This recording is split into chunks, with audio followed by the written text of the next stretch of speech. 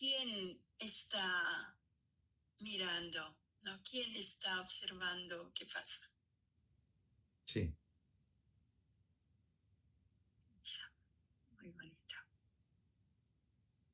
She's emphasizing the perspective of who is the one that is aware of what is taking place. Who is the one that is aware of what is taking place? If it is a perspective that is limited by the belief in separation, which means that the other is not myself, then it is a very personal perspective. And that means that it's a constriction, it's a closure. It's a very compact closure. And, in ordinary terms, we call it our identity, our identification with whoever we think we are. But it's really just a constriction. And the constriction is not metaphysical. It is generated by our nervous system.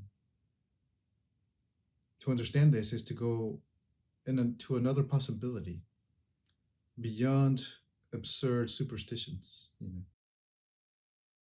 There are laws that are obeyed by our nervous system, by our body. And if those laws are in effect enforced and we do not understand them, then we will think that I am this insanity, I am this constriction, I am this craziness, I am this negativity, I am this ill fate, ill being. I will believe that's who I am. But to understand that there are laws means that, these events will generate in my nervous system different forms of fixations at the muscular level, at the visceral level, at the behavioral level, at the cognitive level. There's a form of closure, which means I'm no longer open to what is. I'm only open to what is from this limited perspective. And when they're all in full effect, then the cognitive fixation means that I'm lost in so-called thought.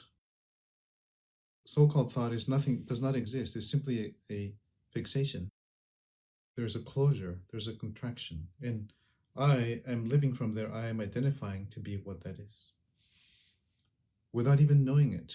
But then we see, maybe there's a scowl on my face, and I'll allow myself to experience what that scowl means to me. I regain my capacity to witness what is taking place. I am aware of the scowl on my face. I let it fully manifest. It's a behavioral fixation that wants to be released. And as I witness it, it is released by itself. I just need to stop intervening. I'm trying to break the laws of nature by forcing that stuff, all the energies to remain unprocessed. It is an artificial and absurd effort that will not yield any results. I will be able to maybe resist everything, like we perhaps know individuals like that in our lives, and they will resist it until the moment that they die. But right before they die, they will be forced to release all of these efforts to contain and to push down and to constrict and control. And at that moment, everything will come out. So perhaps there is a possibility, even at this very moment, to become cognizant, to become sensate, aware of how these laws are operating in my particular little universe in my body. Maybe there is a muscular fixation, a visceral fixation, a pattern of behavior that I'm constricting my gut or whatever. Maybe it's in my face, maybe it's in my tongue, maybe it's in my little pinky. I need to hold it in such a way. And if there's a witnessing of these, then the energy it is metabolic energy that is being held there, will be allowed to move. And then I will be able to see beyond the energy that there is information in it about how I felt at some other time that is not now. This is not how I feel now. This is how I felt who knows when. 20 years ago, 30 years ago, 50 years ago. But they've been repressed for all this time, so I never knew that that's how I felt. I never knew it, I could know it now and be free from that at this moment. it naturally wants to flow up all the way to your head, because that's where your brain is. So all the metabolic energy is being given to the brain, and naturally it passes through the face and these different circuits that we have. And then we could enter what we call an updating cycle. Updating means that all that stuff that was whatever old is allowed to be witnessed in the face, in the senses, and then it is gone. It is taken away. There is no longer any need to suppress it. That one thing. It can be released. And then again, we see, oh, well, yes, we can verify that there are laws to how we can call our person, how it works. There are laws to it. It is not random. It is not crazy. It is not like the product of evil or weird circumstances. There are laws that cannot be broken. But if we understand them, we can enter into fully participating with their movement, with how they manifest in our world.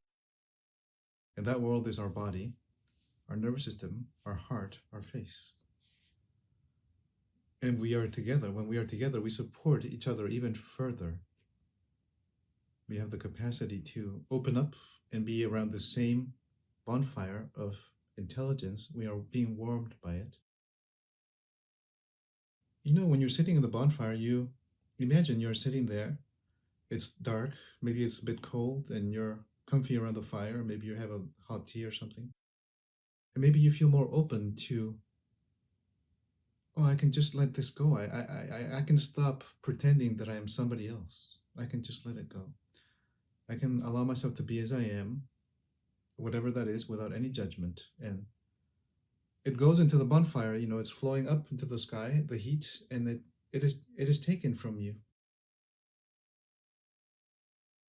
It is so easy to release. We simply support each other in perhaps developing the capacity to trust in ourselves that this is not some kind of subject to chance, you know, but that in fact, this is how it is always, potentially.